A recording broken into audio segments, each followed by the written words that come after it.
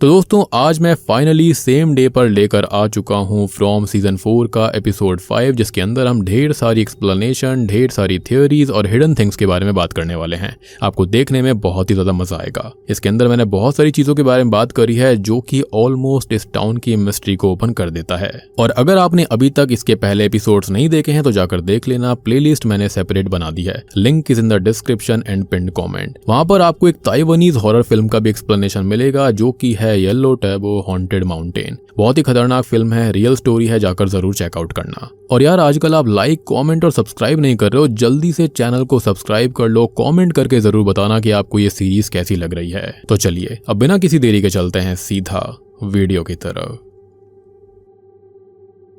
तो from season 4 episode 5 की शुरुआत में डोना, एलिस, पैटी और रॉजर उस चीज को घूरते हुए दिखाई देते हैं जो कि पानी से ऊपर आ गई थी। पैटी को लग रहा होता है कि कहीं ये लाशें तो नहीं हैं, और अब ये जानने का सिर्फ एक ही तरीका था कि असल में वो चीज है क्या, उसको पास से चेक करना। अब रॉजर जो होता है वो थोड़ा सा डरा हुआ था। उसको ऐसा लग रहा था कि पता नहीं अब कौन सा नया हॉरर उन लोगों के ऊपर टूट पड़ेगा। लेकिन डोना सीधे ऑर्डर देती है कि सब मिलकर उस चीज को किनारे तक खींचेंगे। लेकिन रॉजर इतना डर गया था कि ये बंदा रस्सी को टच तक नहीं करता, बस साइड में खड़ा रहता है जैसे कि उसको कोई श्राप लग जाएगा। और बाकी डोना, पैटी और एलिस सारा हैवी काम करते हैं और इन चीजों को खींचकर किनारे तक लेकर आते हैं। खैर अब जब ये सब हो रहा था तब ईथन और टैबी जो होते हैं वो कैबिन के पास थे और वो उस चिड़िया को दफन कर रहे होते हैं जिसे ईथन बचाने की कोशिश कर रहा था। ईथन को लगा था कि शायद लेक का पानी उस बर्ड को ठीक कर देगा और इसलिए उसने उसके ऊपर पानी भी छिड़का था, लेकिन कुछ भी नहीं हुआ। इसका मतलब लेक के अंदर कोई भी स्पेशल पावर नहीं है, या फिर कम से कम हीलिंग पावर तो बिल्कुल नहीं है। यानी कि उसको लेक ऑफ टीयर्स नहीं बल्कि लेक ऑफ फियर्स कहा जा सकता है। एनीवेज अब जब माँ बेटा बाकी ग्रुप के पास पहुंचते हैं तब वो देखते हैं कि लेक से निकली गई असल में लाशें नहीं बल्कि लाइफ साइज डॉल्स होती हैं, यानी कि स्केयरक्रोस थे। डोना उनमें से एक डॉल की छाती को फाड़कर भी चेक करती है ताकि पता चल सके कि अंदर कुछ और तो अजीब नहीं है, मतलब कहीं अंदर लाशें तो नहीं, लेकिन अंदर बस वूल और कपड़े की स्टफिंग थी। हालांकि वहां पर कोई इस बात को नोटिस नहीं करता, लेकिन अगर ध्यान से देखा जाए तो डॉल्स की जो आउटर स्किन थी वो गीली थी, लेकिन अंदर की स्टफिंग बिल्कुल ड्राई होती है। और ये चीज काफी वियर्ड है क्योंकि अगर वो डॉल्स कुछ घंटों तक भी पानी के अंदर डूबी रहती हैं तो पानी अंदर जाना चाहिए था, जबकि वो तो पता नहीं जमाने से अंदर थी, तो पानी अंदर कैसे नहीं गया? या तो फिर ये हो सकता है कि ये जिंदा होकर बाहर निकलती होंगी, या फिर may be outer layer water proof बनाई होगी। एनीवेज अब डोना ये बोलती है कि ये डॉल्स स्केयरक्रोज जैसी लग रही हैं और उसका मानना होता है कि शायद इन्हें लेक के अंदर इसलिए रखा गया था ताकि लेक के अंदर जो कुछ भी है वो बाहर ना आ सके। लेकिन एक और पॉसिबिलिटी भी हो सकती है, और पता नहीं डोना ऐसा क्यों नहीं सोच रही कि शायद इन स्केयरक्रोज का काम लोगों को लेक के अंदर जाकर कुछ एक्सप्लोर करने से रोकना होगा। खैर जो भी सच हो, ग्रुप फाइनली डिसाइड करता है कि डॉल्स को दोबारा पत्थरों से भरकर लेक में फेंक दिया जाएगा ताकि वो अपना काम करती रहे, यानी कि वो जो कुछ भी अंदर कर रही थी, और उन लोगों के लिए कोई भी नई दिक्कत खड़ी ना हो जाए।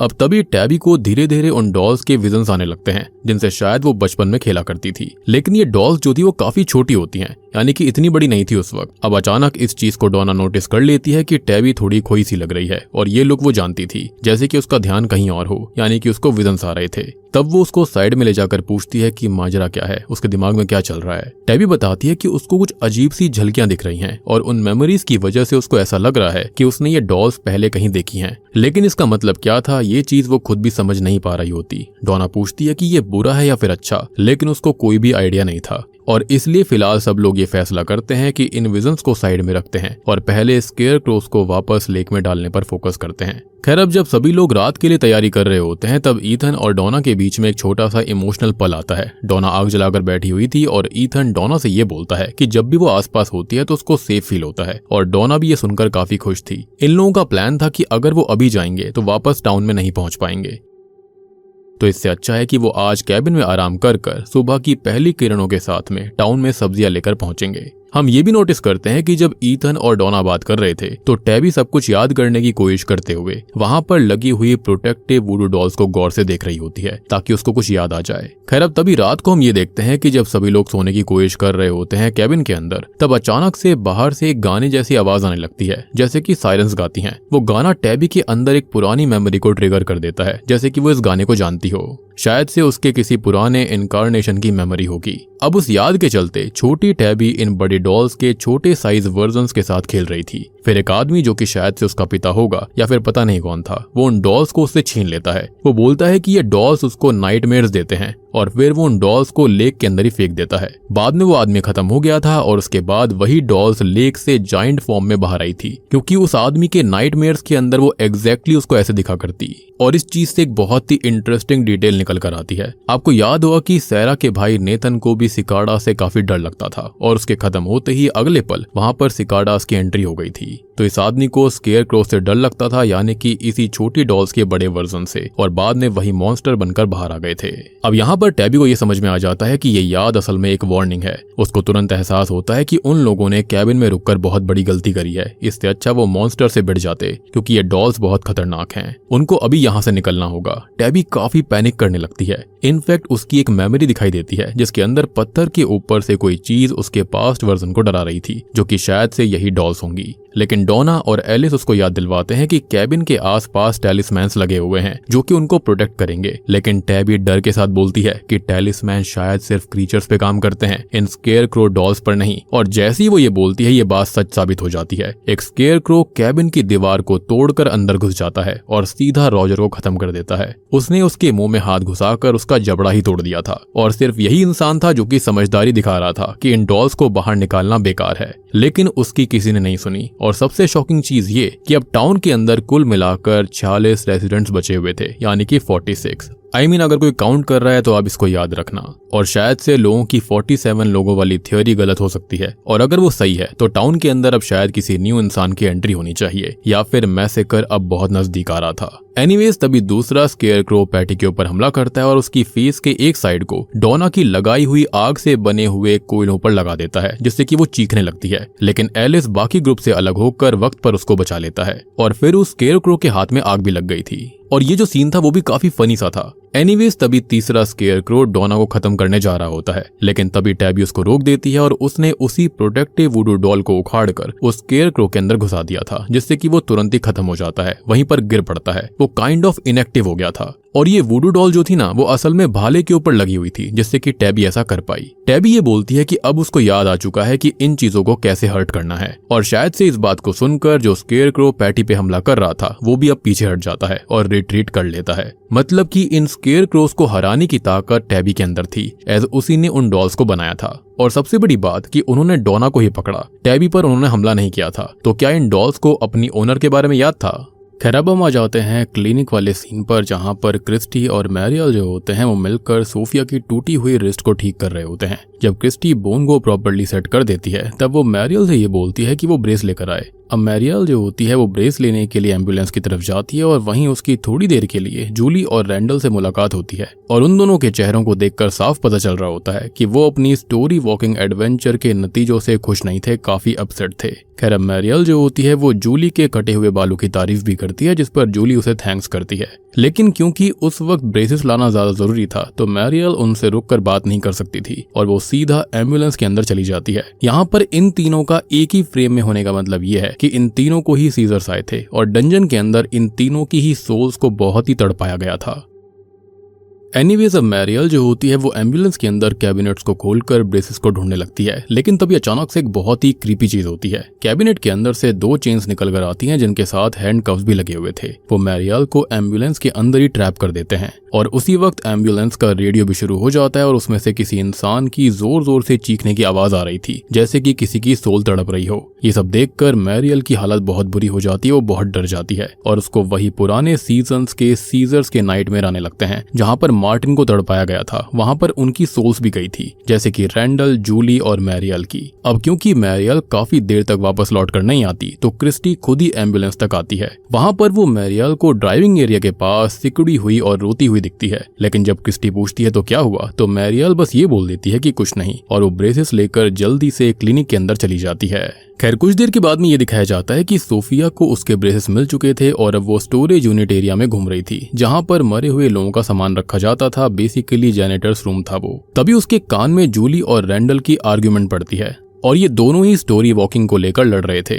और सोफिया के एक्सप्रेशंस को देखकर साफ पता चल रहा होता है कि उसको इन दोनों को टूटते हुए देखकर मजा आ रहा था। बेसिकली वो उनकी सफरिंग से एनर्जी ले रही थी, खुश हो रही थी। अब रैंडल लगातार जूली को बेवकूफ बोल रहा होता है कि ये सब करना बेकार है, लेकिन जूली अपनी बात पर अड़ी रहती है कि वो ये रिस्क लेगी। अगर उसके डैड को बचाने का 1% भी चांस है तो वो बार बार स्टोरी वॉकिंग करेगी, चाहे उसको सीजर्स आए या फिर कुछ भी हो। और देखो भैया, एक बात साफ थी कि येलो सूट मैन को बहुत ही मजा आता है यहाँ पर लोगों को तड़पाने में। और एक और इंटरेस्टिंग डिटेल मैंने नोटिस करी जो कि शायद से मुझसे मिस हो गई थी पहले। आपको याद होगा कि जब येलो सूट मैन ने सोफिया का रूप लिया था तो उससे जस्ट पहले येलो सूट मैन ने अपने कपड़े उतारकर वहीं फेंक दिए थे, जो कि बाद में विक्टर को मिले थे। लेकिन एक बात आप नोटिस करना कि उसने सोफिया के कपड़ों को खा लिया था, क्योंकि उसके हाथ उसके मुंह की तरफ थे और वो हंस रहा था। जैसे ही उसने सोफिया के कपड़ों को और ग्लासेस को निगला, तुरंत ही उसके अंदर बदलाव शुरू हो गए थे और वो सोफिया के रूप में आ गया था। यानी कि अगर अब उसको येलो सूट मैन वापस से बनना है तो उसको शायद से अपने वही कपड़े खाने पड़ेंगे।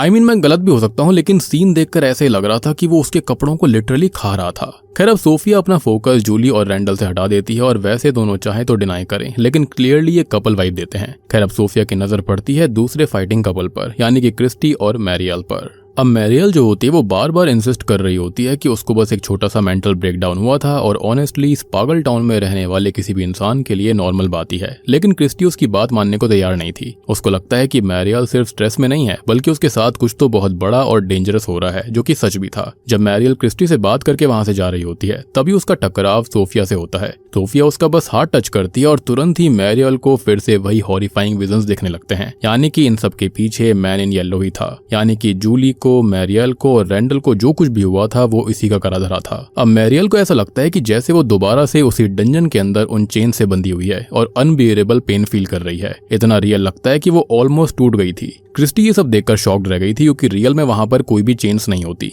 लेकिन जैसे ही वो मैरियल को टच करती है तो इल्यूजन तुरंत ही ब्रेक हो जाता है। अब क्रिस्टी और मैरियल दोनों समझने की कोशिश करते हैं कि अभी एग्जैक्टली हुआ क्या था, जबकि सोफिया साइड में खड़ी हुई सब कुछ एक क्रीपी स्माइल के साथ देख रही होती है, क्योंकि ये सब उसी की करनी धरनी थी। यानी कि जूली, रैंडल और मैरियल की सोल्स को उस डंजन के अंदर तड़पाने वाला यही येलो सूट मैन है। और मार्टिन के साथ भी गलत उसने ही किया था। उसके अंदर वो कीड़े भी इसी ने छोड़े होंगे। तभी मार्टिन ने कहा था कि यहाँ पर मॉन्स्टर से भी ज्यादा खतरनाक बहुत कुछ है, और उसने ये भी कहा था कि ये बैले डांसिंग टॉय के बंद होने से पहले वो यहाँ से चला जाए, नहीं तो वो आ जाएगा, जो कि मेरे ख्याल से यही येलो सूट मैन है। और ये बात पहले ही कही गई थी कि मॉन्स्टर से ज्यादा खतरनाक चीजें यहाँ पर मौजूद हैं, जैसे कि येलो सूट मैन और वो स्केयरक्रोज, ऐसे ये दोनों ही उन टैलिस्मैन से नहीं डरते थे।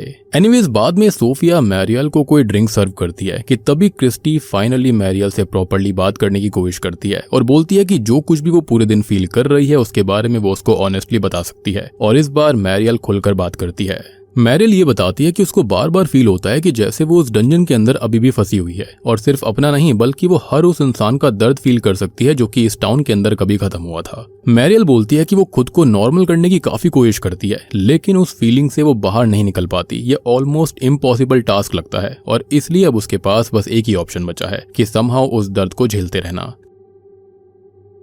तब सोफिया एक और क्रीपी लाइन बोलती है। वो कहती है कि इसका मतलब है कि मैरियल शायद से एक प्रॉफिट है और गॉड ने उसे सबका दर्द महसूस करने के लिए चूज किया है। ये बात मैरियल को बिल्कुल बकवास लगती है और वो तुरंत उठती है और कॉन्वर्सेशन छोड़कर वहां से जाने लगती है। लेकिन जाते जाते मैरियल एक इम्पोर्टेंट बात बोलती है। वो कहती है कि उसको नहीं लगता कि ये सब गॉड कर रहे हैं। उसके हिसाब से ये सब किसी एंशिएंट एंटिटी का काम है, और एनर्जी बिल्कुल एंशिएंट लगती है। ये बिल्कुल गॉड जैसी एनर्जी नहीं थी जो कि इन लोगों के सफरिंग से एनर्जी ले रही है, और अगर गॉड होते तो वो उन लोगों की सफरिंग से एनर्जी नहीं लेते। ये पक्का एंशिएंट है और इविल है। तो अब तक यहाँ की थियोरी यही कहती है कि अगर कोई इंसान इस टाउन के अंदर खत्म हो गया तो शायद वो कभी यहाँ से जा ही नहीं पाता, बल्कि वो सिर्फ एक स्क्रीमिंग इको बनकर रह जाता है। जैसे कि यहाँ पर बॉयड को बार बार एबी दिखती रहती है, और मुझे ऐसा लगता है कि यहाँ पर जो भी सोल्स डैम्ड हैं, जो कि यहाँ पर बहुत तड़प रही हैं, वो फ्यूचर में किसी और रेसिडेंट के नाइटमेयर्स और हॉन्टिंग का हिस्सा बनती हैं, जैसे कि अभी तक सबको यहाँ पर कोई ना कोई नजर आया करता था। एंड ऑनेस्टली ये काफी डिस्टर्बिंग भी है। एनीवेज, अब दूसरी ओर कॉलोनी हाउस के अंदर फातिमा अभी भी उस गोलम को बनाने में लगी हुई थी और उसने काफी अच्छा रूप भी ले लिया था। तभी कैनी उसके रूम में आता है ताकि वो उसका हालचाल पूछ सके, साथ ही साथ उससे वो माफी मांगना चाहता था। कैनी मानता है कि उसने फातिमा पर डाउट किया और उसके हिसाब से डाउट से डिसट्रस्ट पैदा होता है, और डिसट्रस्ट ऑलरेडी मैसी सिचुएशन को और ज्यादा खराब करता है, जबकि इस टाउन के अंदर उनको एकजुट होकर रहने की जरूरत थी। खैर, अब जब ये ऑकवर्ड बात क्लियर हो जाती है तब कैनी फातिमा से पूछता है कि जब भी उसका स्माइली क्रीचर के साथ एक साइकिक कनेक्शन बनता है तब उसको एग्जैक्टली फील कैसा होता है। तो फातिमा उस कनेक्शन को डिटेल में तो समझा नहीं पाती। वो बस इतना बोलती है कि वो फीलिंग बहुत ही डरावनी होती है, इतनी क्रीपी कि उसको बार बार विंडो के पास जाकर चेक करना पड़ता करता है कि कहीं स्माइली बाहर खड़ा तो नहीं है, क्योंकि उसको लगता है कि कभी ना कभी उसका आमना सामना तो होगा ही। फातिमा को लगता है कि ये फीलिंग किसी बड़े डेंजर का वार्निंग साइन है, जैसे कि स्माइली इवेंचुअली उसके डोर स्टेप तक पहुंचने वाला हो। लेकिन प्रॉब्लम ये है कि उसको खुद नहीं पता कि जब वो पलाएगा तब उसे क्या करना चाहिए। कैनी ऑनेस्टली इस बात का कोई भी जवाब नहीं दे पाता, तो वो बस फातिमा को बोलता है कि अगर कभी भी किसी तरह की हेल्प की जरूरत पड़े तो वो सीधा उसको आवाज लगा सकती है। फातिमा भी उसको एश्योर करती है कि अगर सिचुएशन सीरियस हुई तो वो डेफिनेटली उससे हेल्प मांगेगी। खैर, अब जब कैनी रूम से बाहर निकल रहा होता है तब उसकी नजर हेनरी पर पड़ती है, जो कि चुपचाप आलू से बनी हुई दारू लेकर वहां से जा रहा था, जिस पर कैनी कुछ नहीं कहता, लेकिन उसको हेनरी वियर्ड बिहेव करते नजर आता है। तभी हेनरी कैनी को भी ड्रिंक ज्वाइन करने के लिए बोलता है, लेकिन कैनी इसके लिए पोलाइटली मना कर देता है, क्योंकि हर दुख और दर्द की दवा दारू नहीं होती। अब कुछ देर बाद विक्टर डाइनिंग रूम के अंदर हेनरी को ढूंढ लेता है, और हेनरी ने इतनी ज्यादा पी ली थी कि उसको प्रॉपरली होश नहीं होता, और वो बस बार बार उस ड्राइंग को देखे जा रहा होता है जिसके अंदर उसकी बीवी मिरांडा को खत्म करा गया था येलो सूट मैन के द्वारा। विक्टर उसको समझाने की कोशिश करता है और ये बोलता है कि चलो पापा रूम में चलते हैं, रेस्ट कर लो, लेकिन हेनरी पूरी तरह इमोशनली टूट गया था। वो मजे कर रहा है ऐसा बोलता है, और उसके नाम पर वो चिल्लाना और बकवास करना शुरू करता है, जबकि क्लियरली उसके अंदर मिरांडा की मौत का सच उसको खाए जा रहा था। वो पियानो बजाने लगता है और ये बोलता है कि कैसे मिरांडा विक्टर के लिए गाना गाती थी और वो पियानो बजाता था। इन सब से विक्टर को भी बहुत दुख हो रहा होता है। इनफैक्ट हेनरी विक्टर को ये कहता है कि उसने यहाँ पर 40 साल काटे कैसे, रोज रात मॉन्स्टर के डर से, और ये भी कहता है कि उसने क्यों टाउन के लोगों को ये फोटोज नहीं दिखाए। खैर, धीरे धीरे लिविंग रूम के अंदर लोग इकट्ठा होने लगते हैं। विक्टर पूरी कोशिश करता है हेनरी को काम डाउन करने की, लेकिन वो उसको हैंडल नहीं कर पाता। खैर, तभी कैनी आगे आता है और हेनरी को उस इमोशनल पिट से बाहर निकालने की कोशिश करता है, जिसके अंदर वो खुद को और ज्यादा गिरा रहा था। और ये पूरा सीन ऑनेस्टली काफी डिप्रेसिंग है और हर पल के साथ और ज्यादा हैवी फील होता है। हेनरी और विक्टर जो फील कर रहे हैं वो ऑलरेडी दिल तोड़ने वाला था, लेकिन सबसे ज्यादा इमोशनल चीज है कैनी का वहां पर होना। और कैनी वो इंसान है जिसे अपनी माँ और पिता दोनों को ही प्रॉपरली गुड बाय बोलने तक का मौका नहीं मिला, और इसलिए शायद उसके लिए वो लोग बहुत लकी हैं जिनके पास अभी भी फैमिली का कोई मेंबर जिंदा है। एज हेनरी जो था वो कैनी को कहे जा रहा था कि तुम क्या समझोगे मुझे क्या फील हो रहा है, जबकि वो सबसे ज्यादा दुखी इंसान था। लेकिन इंटरेस्टिंग बात यह है कि कैनी उनसे जेलस नहीं होता, बल्कि वो चाहता है कि लोग अपने परिवार को और फैमिली बॉन्ड को वैल्यू करें और प्रोटेक्ट करें, क्योंकि इस टाउन के अंदर कब कौन खत्म हो जाएगा, मॉन्स्टर के आगे खत्म हो जाएगा, कोई नहीं जानता। खैर, कैनी फाइनली हेनरी को संभालते हुए विक्टर के साथ उसको रूम में लेकर जाता है और उसको बेड पर लेटा देता है। खैर, अब जैसे ही हेनरी लेटता है वो तुरंत ही सो जाता है, जिसके बाद कैनी विक्टर से पूछता है कि आखिरकार हेनरी का इतना बड़ा ब्रेकडाउन क्यों हुआ। खैर, तभी विक्टर जो होता है वो कैनी को वो फोटो दिखाता है जिसके अंदर उसकी माँ मिरांडा के साथ क्या हुआ था वो सब कुछ बना हुआ था, यानी कि येलो सूट मैन ने उसको खा लिया था। और यही सच जानने के बाद में उसके पिता के साथ ये सब कुछ हुआ, उनको मेल्ट डाउन हो गया था, ब्रेकडाउन हो गया था। और इनडायरेक्टली वो यही बता देता है कि इस टाउन के अंदर इन मॉन्स्टर से बड़ा भी कोई और मॉन्स्टर है। एनीवेज, दूसरी ओर जेड और बॉयड ऑफिस के अंदर बैठे होते हैं और इंतजार कर रहे होते हैं कि जेड ने जो मशरूम खाए थे उनका असर कब होगा। अब थोड़ी देर के बाद में जेड को अचानक से स्पाइडर दिखने लगते हैं, यानी कि मशरूम का असर शुरू हो चुका था। और ये स्पाइडर्स वैसे भी पूरी सीरीज के अंदर बार बार दिखाए गए हैं, तो लगता है कि इनका कनेक्शन टाउनशिप के आर्किटेक्ट या फिर येलो सूट मैन से है। अब जैसे ही जेड उन स्पाइडर्स को देखता है वो पैनिक करने लगता है। सामने बोर्ड साइन की लाइट भी फ्लिकर कर रही थी, तो जेड बॉयड को बुलाता है। बॉयड उसको समझाता है कि स्पाइडर्स रियल नहीं है, और वो जेड को बैठाता है और दोनों मिलकर डिसाइड करते हैं कि इस डेंजरस ड्रग ट्रिप को कैसे हैंडल करना है। जेड बोलता है कि बॉयड को उसे बार बार बताना होगा कि क्या रियल है और क्या इल्यूजन है, और फिर वो एक सेफ वर्ड डिसाइड करता है जो कि था कैप्रिकॉर्न। जेड ये बोलता है कि ऑफिस में बैठकर इंतजार करने का कोई फायदा नहीं है, और उसको नहीं लगता कि उसकी पास्ट इनकारनेशन की यादें बस किसी बाढ़ की तरह उसके दिमाग में आने वाली हैं, और इसलिए दोनों बाहर निकल पड़ते हैं। अब जेड जो होता है वो मोटल के दिस वे साइन को एक क्लू मान लेता है जो कि फ्लिकर कर रहा था जैसे मैंने बताया था, और उसी डायरेक्शन में चलना शुरू कर देता है। एंड सरप्राइजिंगली बॉयड उसके वियर्ड मेथड्स पर कोई भी क्वेश्चन नहीं कर रहा था, बस उसके पीछे चल रहा था। अब दोनों ही चलते हुए धीरे धीरे जंगल के काफी अंदर पहुंच गए थे। वहां पर जेड हवा में सवाल पूछने लगता है अपनी प्रीवियस इनकारनेशंस और उनकी मेमोरीज के मिस्ट्री के बारे में, क्योंकि उसने अभी तक कोई सवाल ही नहीं किया था, तो मेमोरी ट्रिगर कैसे होती। और अब जैसे ही वो सवाल करता है तो कुछ देरी के बाद में उसको अपना 12 साल वाला यंगर सेल्फ यानी कि जवान व्यक्ति दिखाई देता है जो कि वायलिन बजा रहा होता है। और सबसे डिस्टर्बिंग बात यह होती है कि वो सेम ट्यून बजा रहा होता है जो कि जेड ने अपनी ग्रैंड मदर के मृत्यु वाले दिन बजाई थी, और वो पूरे दिन वो धुन बजाता रहा था। लेकिन उसको ये सब नहीं जानना था, उसको वो देखना था जिससे वो टाउन से बाहर जा सकता है। ये साइट देखते ही जेड कंप्लीटली पैनिक करने लगता है और वो तुरंत बॉयड से बोलता है कि उसको वहां से वो बाहर निकाले। लेकिन सिचुएशन जो थी वो बहुत ही ज्यादा क्रीपी होती जा रही थी। खैर अब अचानक से ये देखा जाता है कि वो 12 साल वाला जवान जेड और वो भूत जिसकी आंख के अंदर एक चिजल घुसा हुआ था, वो दोनों मिलकर जेड को कॉर्नर कर देते हैं। अब वो आदमी जिसकी आंख के अंदर चिजल घुसा हुआ था वो जेड को इशारा करने लगता है कि उसके हाथ में जो स्कल यानी कि खोपड़ी है उसके अंदर वो भरे हुए खून को पी ले। लेकिन जवान जेड तुरंत ही उसको मना करने लगता है कि ऐसा ना करे, क्योंकि अगर उसने वो खून पी लिया तो उसकी वो मेमोरीज एक्टिव हो जाएंगी जो कि शायद से वो कभी देखना नहीं चाहता, और इस टाउन के अंदर हम लोग हमारी मेमोरी चूज नहीं करते। तभी बॉयड बीच में बोलता है कि खून रियल नहीं है और इसलिए डरने की जरूरत नहीं है, उसको पी लो, क्या पता कुछ याद आ जाए। लेकिन बॉयड के प्रेशर में आकर जेड फाइनली मान जाता है और सीधा उस खोपड़ी के खून को बियर की तरह गटक जाता है। लेकिन जैसे ही स्कल खाली होता है जेड उसके अंदर स्पाइडर्स रेंगते हुए नोटिस करता है। ये देखते ही उसको उल्टी आने लगती है और वो थोड़ा सा वॉमिट भी करता है। लेकिन तब तक देर हो गई थी और ड्रग और विजन्स का इफेक्ट पूरी तरह एक्टिव हो गया था। मेमोरीज वापस आने लगती हैं और पक्का यहाँ पर स्पाइडर्स इस चीज को दर्शाते हैं कि यहाँ पर जाल बुना गया है जिसके अंदर ये सभी लोग टाउन के अंदर ट्रैप्ड हैं। अब इसके बाद जेड अपने जवान वर्जन का ही पीछा करना शुरू कर देता है और बॉयड भी दोनों के पीछे जा रहा था। जवान जेड उन्हें कॉलोनी हाउस तक लेकर आ गया था। अब वहां पहुंचने के बाद में जवान जेड और 4 और गोस्ट वायलिन बजाना शुरू कर रहे होते हैं। जेड उन्हें थोड़ी देर तक ध्यान से देखता रहता है। किसी की आंख के अंदर चीजल घुसा हुआ था, किसी के ऊपर पत्थर रखा गया था या फिर किसी के गले पे स्लिट करके खत्म करा गया था। अब जेड जो होता है उनको ध्यान से देखता रहता है और उसको एहसास होता है कि ये सब तो उसकी ही पास्ट इनकारनेशंस हैं, यानी कि जेड यहाँ पर 5वीं इनकारनेशन थी। एटलीस्ट अभी तक तो यही दिख रहा था। और जब वो और क्लोजली इंस्पेक्ट करता है तब उसको एक और हॉरिफाइंग बात पता चलती है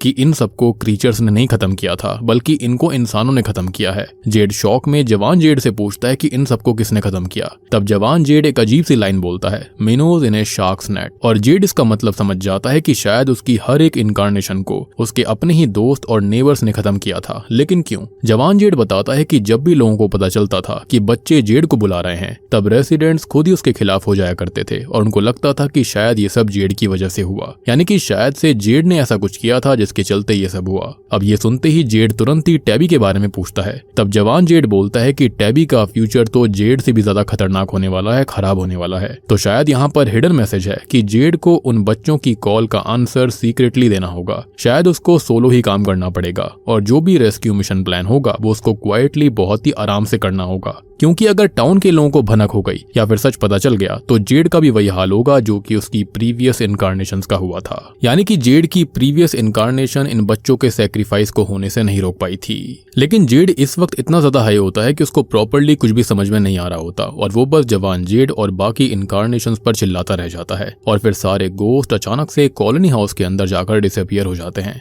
जेड भी उनके पीछे अंदर घुसता है, लेकिन अंदर जाते ही वो अचानक स्टोरेज शेड के अंदर पहुंच गया था, वही जगह जहां पर बॉयड ने अकोस्टा को डिगिंग करने के लिए बोला था, यानी कि पास्ट रेसिडेंट्स के बारे में जानने के लिए। और यहाँ पर यह भी समझ में आ जाता है कि बॉयड और जेड जो थे वो सेम टाइम में नहीं है, यानी कि प्रेजेंट में नहीं है, यानी कि जहाँ पर बाकी लोग रह रहे थे ये किसी और वक्त में आ गए हैं। बॉयड भी उसके पीछे आ जाता है और आंसर्स मांगता है, लेकिन जवाब देने के बजाय जेड उल्टा बॉयड को बोलता है कि वो सामान को हटाने में हेल्प करे। दोनों मिलकर सामान हटाते हैं और नीचे एक हिडन डोर मिलता है और यही चीज छोटा जेड दिखाना चाह रहा था। जब जेड उस दरवाजे के अंदर जाता है तो वो एक लंबी पैसेज में पहुंच गया था। वहां पर उसका बॉयड से कॉन्टेक्ट टूट गया था और उसी पैसेज में उसको फिर से एक स्पाइडर दिखता है। वो आगे बढ़ता रहता है और फाइनली उन अंडरग्राउंड टनल्स में पहुंच जाता है जहां पर वो क्रीचर्स रहते थे। वहीं बॉयड उससे दोबारा मिलता है और अर्जेंटली बोलता है कि उन्हें तुरंत यहां से निकलना होगा क्योंकि ये क्रीचर्स का इलाका है। लेकिन जेड बॉयड की बात नहीं सुनता और फिर से वो यंग जेड के पीछे भागना शुरू कर देता है, यानी कि दूसरी गुफा की साइड में। और फिर वो उस क्लियरिंग में पहुंच जाता है जहां पर स्माइली क्रीचर का जन्म हुआ था। लेकिन ये जगह प्रेजेंट टाइम से काफी अलग सी लग रही होती है।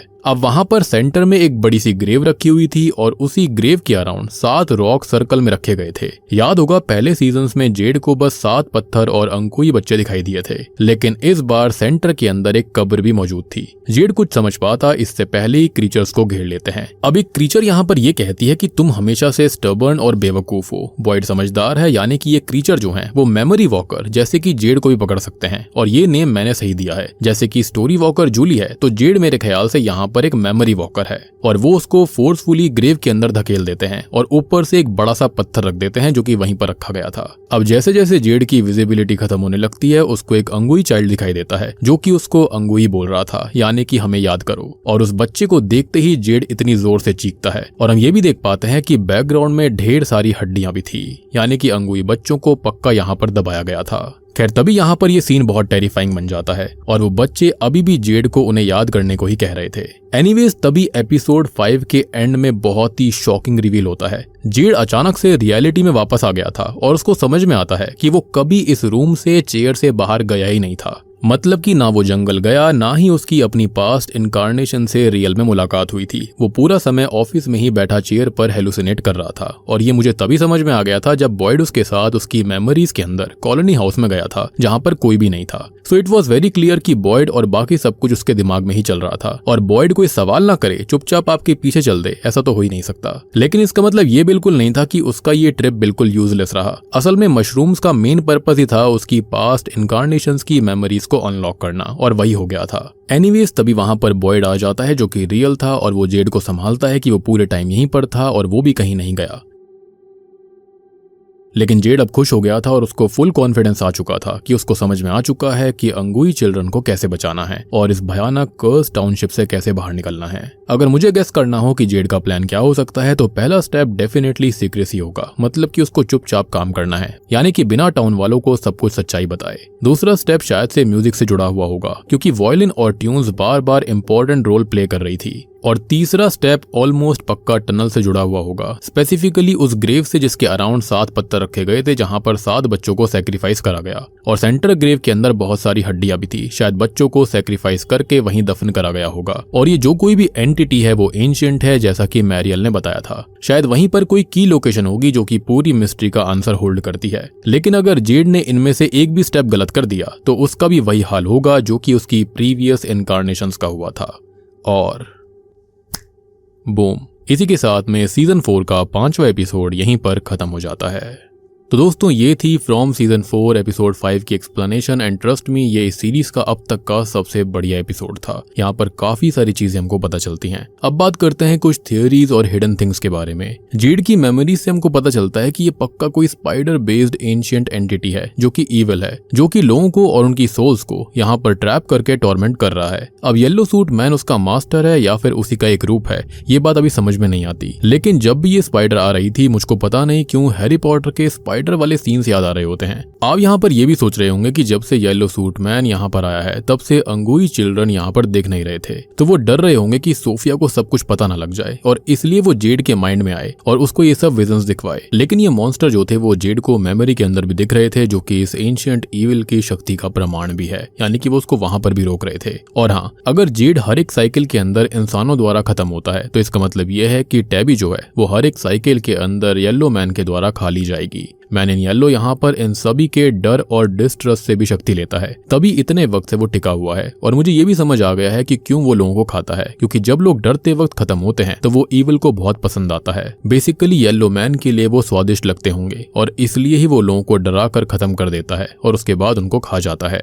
ऐसा हमने कई हॉरर मूवीज के अंदर देखा है कि जो एंशिएंट ईविल होते हैं वो लोगों को पहले डराते हैं, धमकाते हैं और बहुत ज्यादा कमजोर करते हैं, उसके बाद ही उनको खत्म करते हैं। यहाँ पर बार बार गॉड को मॉक करना साइन है कि ये ईविल एंटिटी खुद को गॉड से कम नहीं मानती। और मुझे पता नहीं क्यों लग रहा है कि जिस बर्ड को ईथन टैबी ने दफनाया था तो पक्का वो वापस जिंदा हो सकती है। या फिर अनदर बिजार थियोरी, जैसे कि नेथन के खत्म होने के बाद सिकाडास आए थे जो कि उसका नाइटमेयर था, ऐसी स्केयरक्रोज आए जो कि उस आदमी का नाइटमेयर था जो कि यहाँ पर टैबी के सपनों के अंदर था या फिर मेमोरीज के अंदर। यानी कि इस टाउन के अंदर किसी के भी खत्म होने के बाद उस व्यक्ति के नाइटमेयर्स टाउन के अंदर शायद जुड़ जाते हैं और अब शायद से ये बर्ड किसी और के नाइटमेयर के क्रीचर में बदल जाए, मे बी शायद से रॉजर के नाइटमेयर से। और इसके चलते तो ये लेक ऑफ फियर्स बिल्कुल परफेक्ट नाम बैठता है। क्या पता ये इस टाउन की एंटिटी की खासियत होगी। हो सकता है कि यहाँ पर जो कुछ भी हो रहा है वो इसी तरह से हो रहा होगा, यानी कि जो कुछ भी नाइटमेयर यहाँ पर लोगों को आते हैं वही सब ऐड हो जाते हैं। हमको बस ये पता चलना चाहिए कि आखिरकार ये कौन सी एग्जैक्ट एंटिटी है जिसको टाउन के लोगों ने बच्चों का सैक्रिफाइस दिया था। एनीवेज टैबी और जेड के सारे पास्ट वर्जन्स पक्का फेल रहे थे इन बच्चों को बचाने में, और जो लाइट हाउस के अंदर साल लिखे गए थे वो भी पक्का पास्ट की साइकिल्स हैं, जैसा कि मैंने सीजन 1 में ऑलरेडी बता भी दिया था।